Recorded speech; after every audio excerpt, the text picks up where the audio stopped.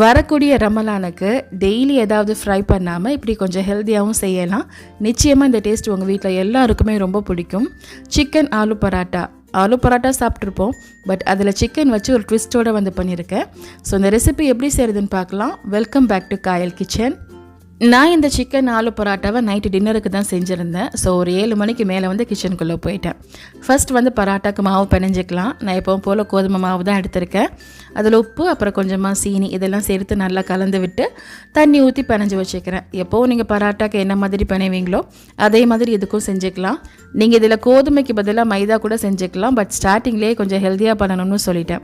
So நான் வந்து கோதுமை தான் சேர்த்துருக்கேன். மாவை நல்லா பிணைஞ்சிட்டு மேலே கொஞ்சமாக எண்ணெய் சேர்த்து மூடி போட்டு கவர் பண்ணி வச்சுட்டேன். நம்ம ஃபர்ஸ்ட் டைம் மாவை பிணைஞ்சி வச்சுட்டோம்னா இது நல்லா ஊறி வந்துடும். ஸோ நான் இந்த வேலையை முடிச்சுட்டேன். இனி வந்து மற்ற வேலைகளை பார்க்கலாம். நான் இதுக்கு ஒரு 1/4 கிலோ அளவுக்கு வந்து உருளைக்கிழங்கு எடுத்திருக்கேன். இதில் உள்ள தோல் எல்லாத்தையும் எடுத்துகிட்டு குக்கருக்கு மாற்றி தேவையான அளவுக்கு தண்ணி சேர்த்துட்டு குக்கர் மூடி நான் வேக வச்சு எடுத்துக்க போகிறேன். ஆலு பராட்டாக்கு இந்த ரெண்டுமே பேசிக்கான ஒன்று, மாவு பிணையிறதும் உருளைக்கிழங்கு வேக வைக்கிறதும். பட் நான் இதில் சின்ன ட்விஸ்ட்டோட வந்து சிக்கனும் சேர்த்துருக்கேன். 1/4 கிலோ உருளைக்கிழங்குக்கு 1/4 கிலோ சிக்கன் வந்து வாங்கியிருக்கேன். போன்லெஸ் சிக்கன் தான் யூஸ் பண்ணியிருக்கேன். இப்போ இந்த சிக்கனையும் வேக வச்சிடலாம். இதுக்கு தேவையான உப்பு, அடுத்து ஒரு 1/2 டீஸ்பூன் அளவுக்கு மஞ்சள் தூள் சேர்த்துருக்கேன். கொஞ்சமாக தண்ணி ஊற்றிருக்கேன். சிக்கன் வந்து ஒரு 10 நிமிஷத்துலேயே நல்லா வெந்து வந்துடும். நான் மூடி போட்டு 10 நிமிஷம் ஸ்லோ ஃபயரில் வச்சுருந்தேன். சிக்கன் வந்து சூப்பராக வெந்துருச்சு. நான் இதை இன்னொரு பிளேட்டுக்கு வந்து மாற்றிக்க போகிறேன். சிக்கன் நல்லா ஆறி வரட்டும்.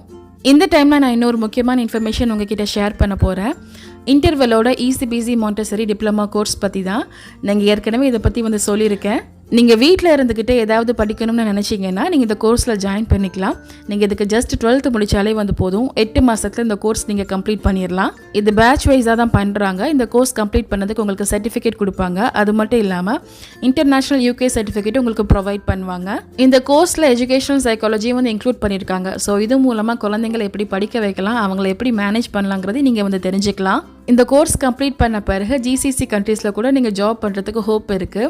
பட் இந்த இன்டர்வெல்லையே உங்களுக்கு ஜாப் வேகன்சிஸ் வந்து அவைலபிளாக இருக்குது. நீங்கள் அங்கே கூட ஜாப் வந்து பண்ணிக்கலாம். பட் இதெல்லாம் படிக்கிறதுக்கு நம்மக்கிட்ட பெருசாக காசு இல்லையே நீங்கள் யோசிக்க வேண்டாம். இந்த இன்டர்வெல்ல EMI ஆப்ஷனும் வந்து அவைலபிளாக இருக்குது. நீங்கள் அதை கூட வந்து யூஸ் பண்ணிவிட்டு படிச்சுக்கலாம். இந்த ECBC கோர்ஸில் உங்கள் டைமுக்கு ஏற்ற மாதிரி நீங்கள் கிளாஸ் ரெக்கார்ட் பண்ணி கூட வந்து படிச்சுக்கலாம்.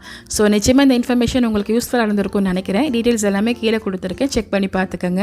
இப்போ ரெசிபியை பார்த்துடலாம். நான் சிக்கனை ஆற வச்சுருந்தேன். அதை நல்லா ஆறி வந்த பிறகு கையால் உருத்தி வச்சுக்கிட்டேன். அப்புறம் 2 வெங்காயம் 2 பச்சை மிளகாய் கட் பண்ணி அதையும் தனியாக வச்சுருக்கேன். இதுக்கடையில் உருளைக்கிழங்கும் நல்லா வெந்து வந்துருச்சு. அதையும் வந்து மசிச்சு வச்சுக்கிட்டேன். இப்போ இதுக்கு தேவையான ஸ்டஃபிங் வந்து ரெடி பண்ணிக்கலாம். நான் ஸ்டஃபிங் பண்ணுறதுக்கு சிக்கன் வேக வச்சுருந்த பேன் தான் வந்து எடுத்துக்க போகிறேன். அதில் 2 ஸ்பூன் அளவுக்கு எண்ணெய் சேர்த்துட்டு நம்ம கட் பண்ணி வச்சுருந்த வெங்காயத்தை வந்து சேர்த்துக்கலாம். நான் பல்லாரி வெங்காயம் தான் யூஸ் பண்ணியிருக்கேன். இதுக்கு வெங்காயத்தை சேர்த்துட்டு வதக்கி விட்டுருங்க. ரொம்ப நல்லா வதங்கணுங்கிற அவசியம் எல்லாம் இல்லை. ஆலு பரோட்டா சாப்பிடும்போது இந்த வெங்காயம் க்ரன்ச்சியாக இருந்தாலும் சாப்பிட்றதுக்கு வந்து நல்லாயிருக்கும். இப்போ இதில் 1 டேபிள் ஸ்பூன் அளவுக்கு இஞ்சி பூண்டு பேஸ்ட் வந்து சேர்த்துருக்கேன். இந்த இஞ்சி பூண்டு விழுதோட பச்சை வாடை எல்லாமே நல்லா போகணும். ஸோ அதையும் சேர்த்து நல்லா வதக்கி விட்டுருங்க. இந்த டைமில் மசாலா சேர்த்துக்கலாம். 1/2 டீஸ்பூன் மஞ்சள் தூள், 1/2 டீஸ்பூன் கரம் மசாலா, 1/2 டீஸ்பூன் மல்லித்தூள், 1 டீஸ்பூன் மிளகாய் தூள், 1/2 டீஸ்பூன் அளவுக்கு சீரகத்தூள் இவ்வளவும் சேர்த்துருக்கேன். மிளகாய் தூள் வந்து நம்ம காரத்துக்கு ஏற்ற மாதிரி வந்து சேர்த்துக்கணும். மிச்சம் எல்லா மசாலாவுமே நம்ம டேஸ்ட்டுக்கு ஏற்ற மாதிரி தான். பட் இதெல்லாம் பேசிக்கான மசாலா, இது எல்லாமே வந்து சேர்த்துருங்க. இப்போ இந்த மசாலாவில் சிக்கனையும் சேர்த்து நல்லா கலந்து விட்டுக்கணும். இந்த சிக்கனில் இந்த உப்பு உரப்பு எல்லாமே நல்லா ஏறி வரணும். இந்த டைமில் நம்ம வந்து வேக வச்சிருந்த உருளைக்கிழங்கையும் வந்து சேர்த்துக்கிறேன்.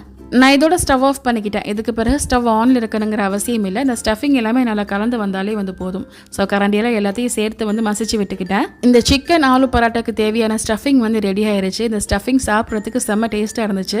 ஏதோ கட்லெட்டுக்கு செஞ்ச மாதிரி வந்து இருந்தது. ஸோ கடைசியாக வந்து நிறைய மல்லியிலை அப்புறம் கசூரி மேத்தி இவ்வளவும் வந்து சேர்த்துக்கிறேன். இந்த பேனை ஸ்டவ்ல இருந்து இறக்கி வச்சு நல்லா ஆறின பிறகு கையால் பிணைஞ்சு விட்டுக்க போகிறேன். நான் சிக்கனுக்கு மட்டும் தான் உப்பு சேர்த்துருந்தேன். இந்த ஸ்டஃபிங்க்கு தேவையான உப்பையும் நான் வந்து சேர்த்துக்கிட்டேன். ஆலு பரோட்டா ஒரு சில பேர் வீட்டில் செஞ்சுருப்பீங்க, இன்னும் சில பேர் ஹோட்டலில் அந்த மாதிரி வெளியே தான் சாப்பிட்ருப்பீங்க. பட் இந்த மாதிரி சிக்கன் ட்விஸ்ட்டோட சேர்த்து செஞ்சு பாருங்கள். நிச்சயமாக இது ரொம்பவே நல்லாயிருக்கும். எங்கள் வீட்டில் எல்லாருக்குமே ரொம்ப பிடிச்சிருந்துச்சு. இந்த ஆலு பரோட்டா வந்து சும்மாவே சாப்பிடலாம். இதுக்கு சைட் டிஷ்லாம் எதுவுமே வந்து தேவையில்லை. நான் ஒரு 5 பரோட்டா பண்ணுறதுக்கு இந்த ஸ்டஃபிங் வந்து பாலாக வந்து தனியாக எடுத்து வச்சுக்கிட்டேன். பொதுவாக இந்த மாதிரி உருளைக்கிழங்கு ஸ்டஃபிங் வந்து கையில் ஒட்டாமல் இருக்கிறதுக்கு கையில் வந்து கொஞ்சமாக தண்ணியை நினச்சிட்டு ஷேப் பண்ணி பாருங்கள். கையில் வந்து ஒட்டாமல் வந்து சூப்பராக வரும். நாம் இந்த வேலையெல்லாம் பார்த்து முடிக்கிறதுக்குள்ளே பராட்டாக்குள்ளே மாவு நல்லா ஊறி வந்துருச்சு. மாவை ஒரு முறை நல்லா பிணைஞ்சு விட்டு பராட்டாக்கு தேவையான மாவு வந்து தனித்தனியாக எடுத்து வச்சுக்கலாம். இனி ஆஸ் யூஷுவல் ஆலு பராட்டாக்கு பண்ணுற மாதிரி தான் மாவு தேய்ச்சி நடுவில் ஸ்டஃபிங் வச்சுட்டு பராட்டாக்கு தேய்க்கிற மாதிரி வந்து நல்லா விரித்து எடுத்துக்கணும். நீங்கள் இந்த ஸ்டஃபிங் உள்ளே வச்சுட்டு தேய்க்கும் போது இந்த ஸ்டஃபிங் எல்லாம் வெளியே வர மாதிரி இருக்கும். அப்படி வந்தாலும் பரவாயில்ல, அதுதான் இன்னுமே டேஸ்ட் வந்து நல்லாயிருக்கும். நான் ஸ்டஃபிங் உள்ளே வச்சு பொட்லி மாதிரி கவர் பண்ணிவிட்டு மிச்சம் இருந்த மாவு வந்து எடுத்துக்கிட்டேன். ரொம்ப நிறைய மாவு இருந்தாலும் வந்து சாப்பிட்றதுக்கு நல்லா இருக்காது. இந்த பராட்டா தேய்க்கிறதுக்கு கொஞ்சமாக மாவுலேயும் வந்து முக்கியம் எடுத்துக்கோங்க. அப்போ தான் உங்களுக்கு வந்து விரிக்கிறதுக்கு வந்து ஈஸியாக வரும். ஸோ அவ்வளோதான். இனி வந்து பராட்டா வந்து போட்டு எடுத்துட வேண்டியதான்.